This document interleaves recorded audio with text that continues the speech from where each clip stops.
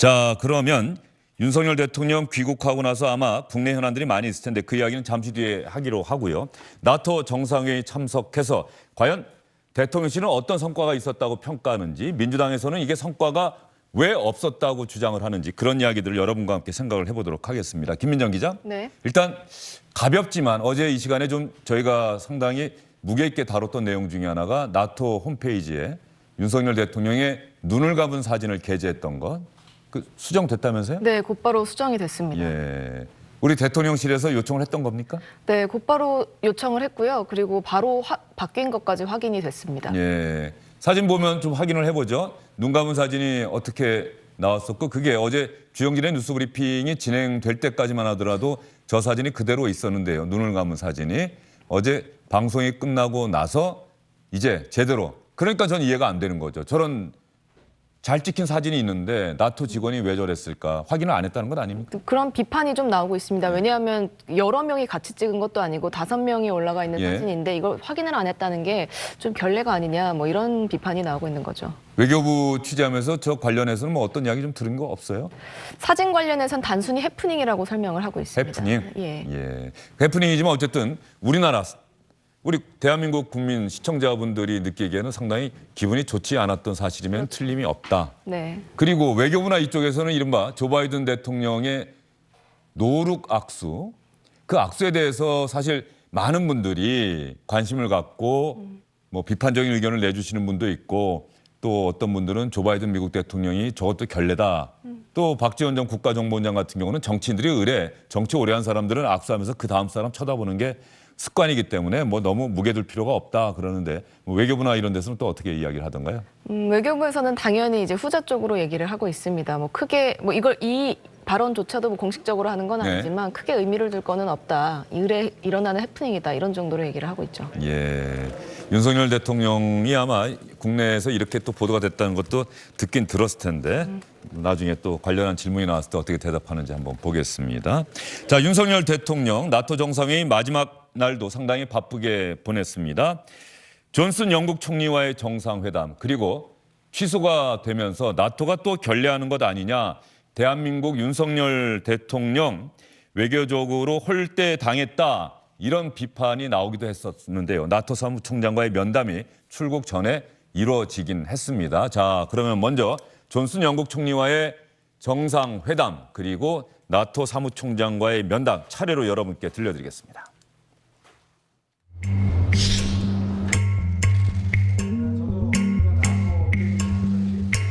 Great to have you here. It's wonderful to have you here in NATO. It's absolutely, it's added hugely to our discussion. So thank you for coming.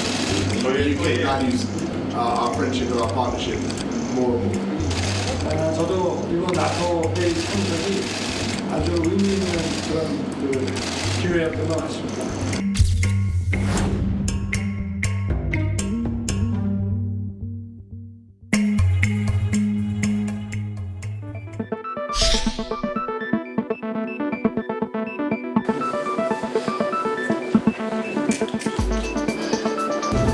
반갑습니다. Mr. President, good to see you.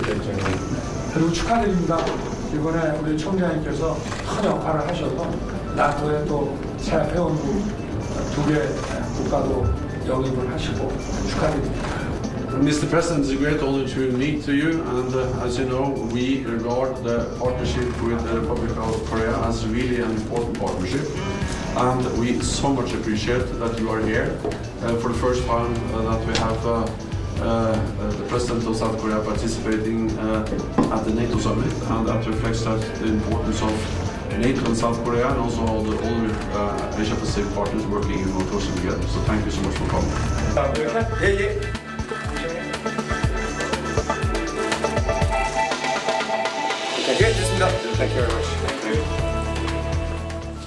영국 총리와의 한영 정상회담, 그리고 나토 사무총장과의 면담, 윤석열 대통령의 이야기 여러분 들어보셨습니다. 김민정 기자, 이번 나토 정상회의에서 그러니까 우리가 한국 대통령이 참석한 게 처음이다. 네, 그렇습니다. 봤더니 한국뿐 아니라 일본과 뉴질랜드, 호주, 이른바 아시아 태평양 지역 4개 국가가 파트너십 국가로 초청을 받은 것 같은데 이번 나토 정상회의에 윤석열 대통령이 참석했다. 이거는 어떻게 봐야 되는 겁니까? 어떤 의미가 있는 겁니까?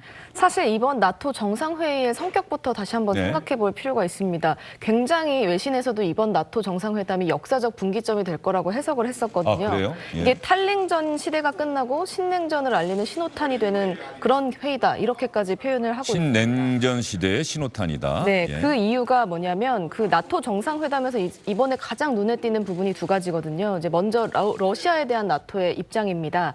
그 나토는 원래 2010년에는 러시아를 전략적 파트너라고 명시하면서 좀 끌어안으려는 네. 제스처를 했었거든요. 근데 이번에는 굉장히 바뀌었습니다. 12년 만에 이 지위를 박탈했고 박탈했을 뿐만 아니라 가장 심각하고 직접적 위협으로 러시아를 명시를 했고요. 우크라이나를 침공했기 때문에 그렇겠죠. 그렇습니다. 예. 그뿐만이 아니라 한 번 더 봐야 될 것은 중국 부분인데요. 원래 나토가 미국과 캐나다, 유럽 국가가 소속돼 있는 그 조약 기구이기 때문에 중국은 아예 관심이 없었어요. 아시아 지역 국가니까. 그럼요. 네. 예, 초점을 맞추질 않았는데 이번에 그게 완전히 바뀌었습니다. 중국의 명시적 야망과 강압적 정책이 나토의 이익, 안보, 가치에 도전한다. 이런 강한 워딩이 명시가 됐고요. 또 독트린에서 중국의 구조적 도전을 해결하겠다. 이런 얘기까지 나왔습니다. 이제 그러면서 중국과 러시아의 밀착이 이 나토의 가치와 이익을 이기게 반한다. 이런 얘기를 썼는데요. 바로 이제 진영 간의 대립이 그만큼 선명해졌다라는 거를 보여주는 그런 대목입니다.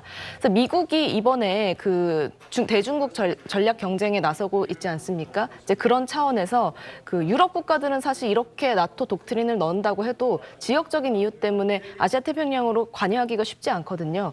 실질적으로 관여할 수 있는 아시아 태평양 국가들을 이번에 초청을 한 겁니다. 그런 차원에서 우리가 기존의 그 아까 안미 경중이라고 하는 전략적 모호성을 버리고 전략적 명확성을 띠는 어떤 상징적인 참석이라고 볼 수 있겠습니다. 김민정 기자의 그 마지막 말이 확 귀에 들어오는데요. 전략적 모호성이 아니라 전략적 명확성이다. 흔히 우리는 미국과 혈맹 관계고 중국은 우리나라의 최대 교역국이고 그래서 미국과의 관계도 대단히 중요하지만 중국과의 관계도 마찬가지로 잘 다뤄야 한다. 그리고 사드 배치했을 때 우리가 중국으로부터 사실상 엄청난 보복을 당하지 않았습니까? 그래서 많은 분들이 힘들어 하셨는데 이제는 중국이 반발하더라도 윤석열 정부는 미국과의 관계, 서방과의 관계를 더욱 중시한다. 인권과 평화라는 기치, 그 가치에 우리는 공감한다. 중국이 반발하더라도 우리는 우리의 갈 길을 가겠다라고 명확하게 대외적으로 공개했다는 얘기입니까? 그런 취지로 볼 수가 있고요. 예. 사실 우리가 선택의 여지가 지금은 많이 없습니다. 방금 말씀드렸던 것처럼 일종의 이제 신냉전 시대로 들어가고 서방과 그 북중러 간의 그런 진영 간의 대립이 분명해지고 있기 때문에 그 중간의 회색지대가 많이 사라지고 있는 상황이거든요. 거기다가 미국이 이제 뭐 공급망 질서 재편이라든지 경제 질서도 미국 주도로 새로 재편하고 있다는 거 아닙니까? 거기에 이제 한국이 동참하지 않으면 여러 가지 불이익이 예상되기 때문에 우리로서는 미국 쪽으로 한 발 더 밀착될 수밖에 없는 그런 선택을 하게 되는 거죠. 미국을 중심으로 한 서방 국가들과의 연대 이 부분에 더욱 방점을 둔다. 윤석열 정부의 외교 전략이다. 당연히 러시아와 중국은 이번 나토 정상회의의 선언에 상당히 강하게 반발을 하고 있죠. 만약에 군사시설을 배치한다면 똑같은 위협을 가하겠다고 푸틴 대통령은 위협을 가했고요. 싱하이민 주한 중국 대사는 나토는 대중국 겨냥 도발적인 언행을 중단하라. 이렇게 이야기를 하고 있는데 김민정 기자 그러면 신냉전이라고 하는 게 예전에 냉전이라고 하는 것은 미국과 소비에트 연방, 구소련과의 대립, 이념을 중심으로 한 그렇죠? 자유민주주의 국가와 공산권 국가들 간의 대결, 대립.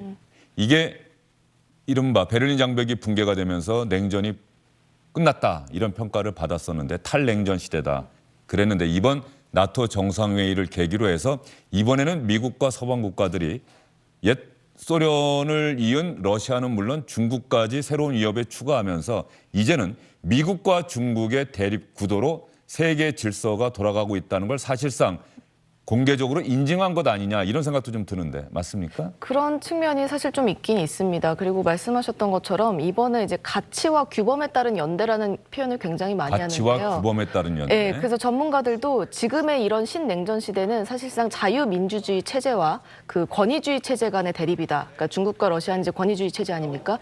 그 진영 간의 그 체제 간의 대립이다. 이렇게 볼 수 있다고도 평했습니다. 자, 그러면 가치와 규범에 의한 연대라고 하는 것은 무엇보다 인권과 평화를 중시하는 국가들이다.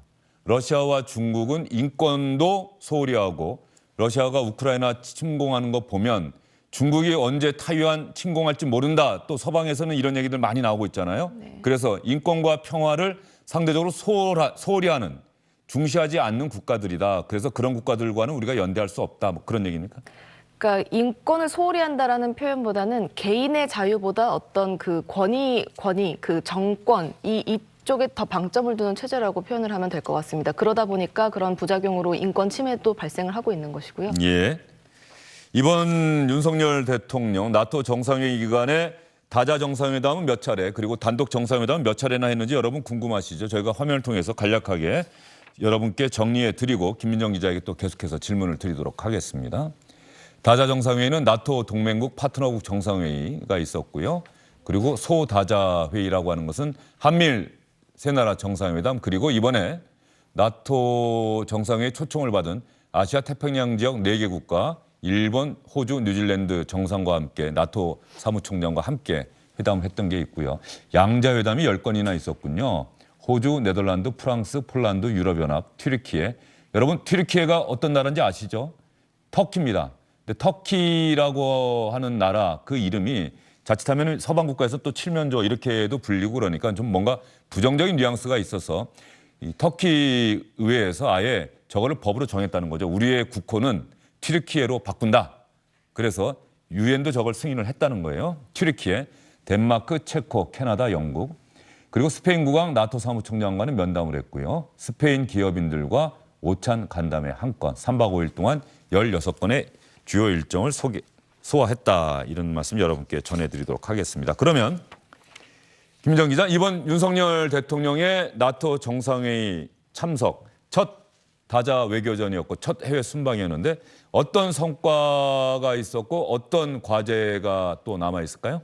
네, 대통령실 설명을 중심으로 말씀을 네. 드리자면 먼저 이제 북핵 문제 해결을 위해서 나토의 지지를 얻어낸 것 이렇게 표현할 수 있겠습니다. 특히 다자 외교를 중심으로 이런 안보 외교를 펼쳤다 이렇게 설명을 할 수 있겠고요. 네. 그 한국의 외교 범위가 유럽 지역까지 확대됐다는 점도 성과로 꼽을 수 있겠습니다. 그리고 이번에 아까 말씀드렸던 것처럼 10차례나 양자회담이 있었잖아요. 네. 양자회담에서는 경제 외교를 펼쳤다라는 게 대통령실 설명입니다. 이른바 세일즈 외교. 그렇습니다. 특히 방산 그리고 원전, 우리 원전의 뭐 우수성을 설명하기 위해서 뭐 모델 책자를 직접 뭐 보여주기도 했다 이런 얘기도 했었는데 그 정도로 세일즈 외교를 열심히 펼쳤다 이런 부분을 성과로 강조하고 있습니다. 화면에 나오고 있는 것처럼 저도 여러 차례 그 얘기를 했습니다만 이번에 중국을 위협으로 규정하는 나토 정상회의에 대한민국 대통령이 참석을 했다. 그러다 보니 중국이 뭐 물론 윤석열 정부는 중국이 반발하더라도 이제 우리는 어쩔 수 없다. 저기에 연대하는 데 더 방점을 두겠다. 그럼에도 불구하고 중국이 반발한다고 한다면 우리에겐 상당한 부담이 될 수밖에 없지 않습니까? 현재 중국 정부의 기류, 또 주한 싱하이 중국 대사의 이야기가 아까 잠깐 나갔는데 어떻게 보십니까? 네, 그 조금 전에 이제 말씀드렸던 이런 성과들이 있지 않았습니까? 이제 나토에 초청받음으로써 이런 성과들을 거둘 수 있었던 건데 당연히 초청비가 있습니다. 우리가 치러야 될 초청비가 네. 바로 이 중국과 러시아의 반발입니다. 예. 특히 중국 같은 경우는 우리와의 경제 의존성이 굉장히 높고 또 지정학적으로 맞붙어 있는 대국이다 보니까 더 지금 관계 설정이 중요한 시점이라고 할 수 있겠고요. 또 북핵 문제 해결에도 굉장히 중요한 국가이기 때문에 우리로서는 앞으로 중국의 반발을 어떻게 무마할지가 굉장히 큰 과제가 아닐 수 없습니다. 중국의 발언을 보면 지금 나토에 대해서 굉장히 강경한 발언이 나오고 있는데 네. 특히 어제 싱하이밍 주한 중국 대사가 그 한중 30주년 수교 30주년 그 학술회의에서 발표한 내용이 있는데 나토에 대해서는 굉장히 맹비난을 했거든요. 나토는 아시아와 전 세계를 더럽히지 말아라. 뭐 이런 식으로 굉장히 맹비난을 했는데 또 미국에 대해서도 뭐 대중국 정책의 편집증으로 가득 차 있다 이런 식으로까지 얘기를 했거든요. 한국에 대해서는 약간 온도차가 있었습니다. 아, 그렇습니까? 네. 한국에 대해서는 우리와 아주 우호적인 이웃이고 중국의 입장을 이해하고 지지해 주길 바란다. 이렇게 톤 조절을 했는데 이 중국과의 관계 설정을 앞으로 어떻게 풀어갈지 중국이 아주 주시하고 있다는 걸 보여주는 대목이라고 할 수 있겠습니다. 그러면 윤석열 대통령과 시진핑 중국 주석의 한중 정상회담이 언제쯤 열릴 수 있을까? 뭐 이런 부분도 상당히 관심을 가질 수밖에 없는 사안이에요. 문재인 정부가 시진핑 주석의 한국 방문을 상당히 강하게 요청을 했고 협상도 했는데 결국 이루어지지 않았었거든요. 그러면 윤석열 대통령과 시진핑 주석의 한중 정상회담 이것도 윤석열 정부로서는 상당히 신경을 쓸 수밖에 없는 대목이겠다 이런 생각이 드는데요. 그렇습니다. 아직 한중 정상회담이 언제쯤 열릴지에 대한 뚜렷한 윤곽은 나오지 않았지만 이번 달 중순에 예정돼 있는 그 G20 외교장관 회의에서 한중 장관 회담은 있을 가능성이 있다. 이런 지금 얘기가 나오고 있습니다. 그 외교장관 회담이 어떤 하나의 돌파구가 될 수 있을까요? 일단 한국과 중국의 외교사령탑이 윤석열 정부 출범 이후에 처음으로 만난다. 뭐 그런 의미입니까? 대면으로 만나는 건 처음이고요. 예. 이제 박진 장관 취임 이후에 화상으로는 이제 그 왕이 외교부장과 얘기를 한 적이 있는데 대면 만남은 처음입니다. 때문에 만약에 실제로 만남이 이루어진다면 여기서 이제 한국의 어떤 외교적인 입장을 설명하는 자리가 될 수 있지 않을까. 그리고 향후 그 정상 간의 만남에 대해서도 그 어떤 초석을 깔 수 있지 않을까 이런 예측이 나오고 있습니다. 권지웅 전 비대위원이 보기에 말이죠. 지금 민주당에서는 윤석열 대통령의 이번 나토 정상회의 참석에 대해서 상당히 좀 평가절하하는 모습이 좀 있던데 어떻게 생각하세요? 그러니까 이제 대통령이 되시고 나서 첫 번째 소환길을 올랐지 않습니까? 그래서 저는 그런 면에서는 좀 관심을 갖고 볼게 되지만 실제로 저희가 얻은 게 있냐라는 질문에는 저는 좀 의문이 있습니다. 우리가 얻은 게 뭐냐? 네, 예. 그러니까 얻었다고 하는 건 기존에 갖지 않았던 걸 얻어야 얻은 거지 않습니까? 예. 근데 사실은 나토 대변인은 이미 올해 4월에 북핵 문제에 있어서는 되게 긴밀히 협조해서 북 비핵화를 이루겠다라고 이미 발표한 바 있었습니다. 그러니까 이번에 가서 이제 뭐 북핵과 관련된 공조를 얻어냈다고 하는 게 새롭게 얻어낸 게 일단 아니고요. 한미일 관련해서 성과가 있었다고는 하지만 세부 내용을 보면 그러니까 미국과 일본이 군사훈련을 하는데 한국이 적극적으로 협조하겠다 이런 내용들이 거의 주를 이루고 있습니다. 그러니까 이것 자체가 또 한국의 성과라고 볼 수 있는가 이런 의문이 전 들고요. 되려 이런 것이 더 많지 않나 이런 생각은 들어요. 그러니까 어떤 걸 이뤘을까요? 저는 이런 생각 드는데 그러니까 이게 이제 그 순방을 할 때 경제수석이 그런 말을 합니다. 그러니까 중국을 통한 그 어떤 수출 호황은 이제 끝났다 이렇게 말합니다. 그러니까 사실은 이제 중국만이 아니라 다른 국가로 어떤 교역을 다변화하겠다라고 말한 게 아니라 중국과는 끝났다 이런 표현을 쓰는 게 굳이 중국을 자극하는 모습처럼 저는 보이고 게다가 이번에 방산 외교라고 했지만 네. 사실은 하나의 MOU도 맺지 못했습니다. 보통 이제 외교 자리는 그 MOU가 깨지더라도 MOU를 맺고 오는 경우가 많이 있는데 그런 면에서 사실은 대통령께서 대통령실의 보좌를 많이 받지 못했던 되려 그런 외교 자리가 아닌가 하는 생각까지도 좀 들었습니다. 예. 그 세일즈 외교 관련해서 아까 김민정 기자가 우리 대통령실 외교부는 그렇게 성과라고 평가를 했는데 실질적으로 계약을 체결한 건 없는 거죠. MOU라든가. 그런데 사실 이렇게 정상들이 만나서 세일즈 외교를 하고 그 자리에서 뭐가 체결이 되는 경우는 없고요. 일종의 물꼬를 텄다고 보실 수 있겠습니다. 예전 같은 경우는 이미 물밑에서 협상 다 하고 우리 대통령이 해외 순방 갔을 때 만나면 직접 MOU 체결하고 그러지 않습니까? 그런데 이번에는 사실 첫 다자 외교다 외교적이기 보니 때문에. 일종의 이제 판을 깔아준 거고요. 이 이후에 어떻게 성과가 실제로 나올지는 조금 더 들여다봐야 될 대목이라고 봅니다. 예. 권지웅 전 비대위원이 얻은 게 과연 무엇인지 오히려 잃은 게 무엇인지 드러난 첫 해외 순방 아니냐 이렇게 좀 비판적으로 평가를 했는데. 근데 민주당의 비판을 보면 요즘 유행어가 떠오릅니다. 억가라고 하죠. 억지로 깐다, 억지로 비판한다. 권지웅 전 비대위원 발끈하시겠는데. 네, 그런 생각이 많이 드는데요. 일단은 설명해 주신 것처럼 네. 이 나토 정상회의가 북대서양 조약으로서 여러 안보 현안에 대해서 두루두루 다루는 다자 정상회담입니다. 여기에 우리가 주요한 국가로 초청을 받아서 방문해서 세일즈와 관련된 부분까지 물꼬를 잘 터놨는데 굳이 우리가 그 MOU 사인해서 보여주겠다고 집착하는 게 손님으로 초대받아서 어떻게 보면 이 나토의 결례를 범하게 되는 것일 수도 있거든요. 그리고 양자회담의 굵직굵직한 현안들을 보게 되면 특히 폴란드와는 이미 10조 원대의 방위산업 관련된 이 계약이 상당히 진전돼 있다는 대통령실의 설명이 나왔고요. 방위산업 분야에 있어서는 폴란드가 오히려 우리 대한민국에 우리가 가지고 있는 우수한 무기를 좀 팔아달라고 요청하고 있는 상황입니다.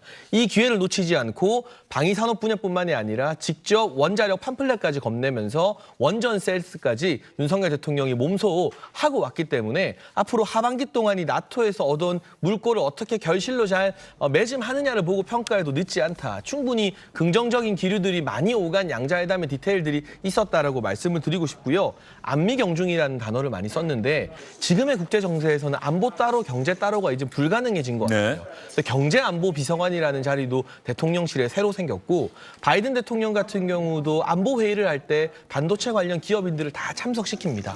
그만큼 엄혹해진 국제 질서 아래에서 우리가 두 마리 토끼를 잡겠다고 전략적 모호성을 택하다가 오히려 두 마리 토끼를 다 잃을 수도 있다. 차라리 예측 가능성이라는 윤석열 대통령이 평소 즐겨 쓰는 기조대로 확실하게 우리는 서방과 자유민주주의 가치동맹과 함께한다는 것을 보여줬을 때 중국이 오히려 우리를 무시하지 못하고 대중 외교에서도 우리의 협상력이 더 커질 수 있는 것 같아요. 박근혜 정부도 초창기에 친중 드라이브를 걸었고 문재인 정부 중국몽을 아예 이야기했죠. 하지만 제가 바라본 중국의 외교는 잡은 물고기에게 밥 안 주는 외교였습니다. 친중했던 박근혜 정부 결국 어려움에 처해서 뒤늦게 사드를 설치할 수밖에 없었고 문재인 정부 중국몽 이야기했지만 우리가 그렇다고 해서 딱히 중국으로부터 어떤 양보를 받아냈는지 중국이 북핵 문제에 얼마나 관심을 기울였는지 손에 잡히는 게 없지 않습니까? 그런데 오히려 윤석열 대통령 같은 경우는 경선 때부터 강하게 한미동맹 강화를 외치니까 대통령 취임식에 서열 2위 왕치산 부주석을 보내잖아요. 대중외교 협상력 강화에 있어서도 이렇게 선명한 전략적 명확성, 예측 가능성을 택하는 게 실리적으로 나쁘지 않은 선택이라고 생각합니다. 과연 윤석열 정부의 그러한 외교 전략이 어떤 성과를 거둘 수 있을지, 어느 정부의 외교 전략이 대한민국에 도움이 되느냐 안 되느냐, 결과적으로 5년이 지나면 평가를 받게 되겠죠. 그 부분은 평가까지는 시간은 걸리겠습니다만 일단 윤석열 정부의 외교 전략이 분명하게 드러나는 하나의 계기가 이번 첫 해외 순방이었던 나토 정상회의에서 계기가 됐다. 이런 말씀 여러분과 함께 생각해 보고요. 김건희 여사도 윤석열 대통령과 함께 이번 나토 정상회의에 참석하면서 이른바 대통령 부인, 대통령 배우자들의 외교전에 참여를 했었는데 말이죠. 마지막 날에는 나토에서 준비한 이 배우자들의 공식 일정에 참석하는 대신에 스페인 마드리드에 있는 한 교포 부부가 운영하는 식료품점을 찾았다고 합니다. 한국 식료품점인데요. 영상이 없다고 합니다. 대통령실에서 사진 한 장을 제공했다고 하는데, 자, 34년 동안 스페인 마드리드에서 한국 식료품점을 운영해온 우리 교민 부부와 만나서 이야기를 나눴다. 저렇게 서서 이야기하는 장면을 담긴 그런 사진을 대통령실에서 공개를 했습니다. 대통령 부인의 이번 나토 정상회의 참석 어떻게 보셨어요? 권중전 비대위원. 사실 많은 언론에서는 뭐 의상, 패션이라든가 이런 부분에 관심을 가졌습니다만 김건희 여사가 국내에서 대선 과정에서 많은 논란이 있었고 그래서 조용한 내조를 공언을 했었고 윤석열 대통령도 제2부속실을 없애겠다. 대통령 부인을 전담하는 그랬었는데 이번 나토 정상회의에서는 부부가 함께 갔고 김건희 여사도 상당히 많은 일정을 소화를 했어요. 사실상 김건희 여사께서 봉하마을을 방문하는 것부터 이미 공식 행보는 시작됐다고 네. 생각합니다. 그래서 뭐 물론 이제 대선 과정에서 했던 말을 번복해야 되는 좀 어려움이 있지만 그것은 이미 번복했다고 저는 생각하고요. 그 외의 것들을 보면 저는 이제 외국에 가서 거기에 있는 한국 교포들을 만나고 이런 행보들은 저는 좋았다고 생각됩니다. 네. 뭐 그러다 보니까는 의상이나 이런 거에 하나하나 또 의미를 부여하는 경우도 있었는데 뭐 의상은 달라져도 태극기 배지를 항상 왼쪽 상의 옷깃에 부착했다. 그리고 마지막 날 조금 전에 화면에 나왔었던 식료품점을 찾아갔을 때 입었던 것은 우크라이나 국기를 연상시키는 것 아니냐. 뭐 이런 언론의 분석들이 나오더라고요. 네, 저는 다른 많은 이 사진이나 이 대변인실을 통해 전해진 김건희 여사의 메시지 중에서 이 우크라이나 국기 연상시키는 옷 입은 게 제일 인상적이었습니다. 이게 무슨 뜻이냐면 대한민국이 그동안은 국제사회에 한반도에 관심을 가져달라, 우리 문제 해결해달라 계속 요청만 한 입장이었어요. 경제 순위 10위의 대국이지만 그에 걸맞은 국제사회에서 역할을 잘 하지 못했다는 냉정한 평가를 받았습니다. 그런데 이번에 나토 참석도 그렇고요. 김건희 여사의 의상으로도 드러난 우크라이나 사태에 대한 대한민국의 적극적인 지원 의지, 5천만 불을 더해서 1억 달러를 일단 지원하겠다는 거 아닙니까?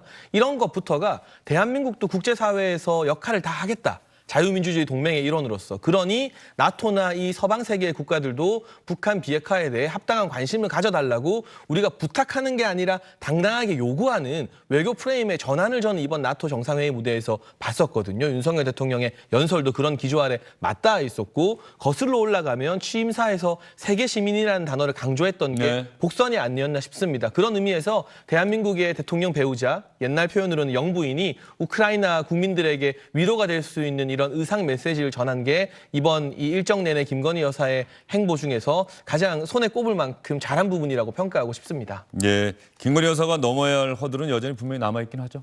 회피냐 정면 돌파냐 네. 두 가지 선택지가 남아 있었던 것 같은데요. 앞으로 5년의 임기 동안 결과적으로는 대통령 배우자로서의 역할을 수행할 수밖에 없는데, 이렇게 본인의 역할을 하면서 실수하지 않고 국민적 우려를 줄여나가는 모습을 차근차근 보여줌으로써 일각에 아직까지는 좀 불신이 남아있는, 우려가 남아있는 시선들을 극복해 나가는 정면 돌파밖에는 사실상 다른 선택지가 없지 않나 싶습니다. 김민정 기자, 외교부가 이번 나토 정상회의 참석 성과, 그리고 앞으로의 이번 성과를 바탕으로 한 우리 외교 정책의 방향, 뭐 이런 부분에 대한 브리핑이 있겠죠?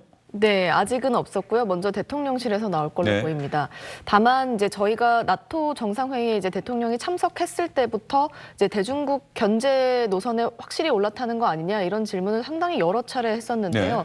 그러니까 저희가 조금 짜증이 날 정도로 외교부는 일관된 메시지를 발신하고 있어요. 절대 아니고 특정 국가를 배제하려는 시도가 전혀 아니다. 이런 메시지를 내면서 중국 견제가 아니라는 그런 공식적인 메시지를 내는데 주력하려고 하고 있습니다. 외교부의 고민이 담긴 반응이네요. 네, 그렇죠? 그렇게 보입니다. 경제수석과 한덕수 국무총리는 어떤 면에서는 대단히 공격적이라고 생각될 정도로 네. 중국에 대해서 우리의 외교 정책은 이제 명확해졌다라고 얘기를 했는데, 외교부는 조심스러운 반응을 보인다. 네, 그리고 사실 외교 전문가들한테도 제가 전화를 돌려봤는데 이런 외교부의 어떤 그 조심스러운 접근이 지금으로서는 맞는 방향이라고 하더라고요. 그러니까 실제로는 지금 우리 동맹국인 미국을 중심으로 한 어떤 그 질서에 올라타서 실리는 챙길 수밖에 없습니다. 지금 질서가 그렇게 형성되고 있습니다.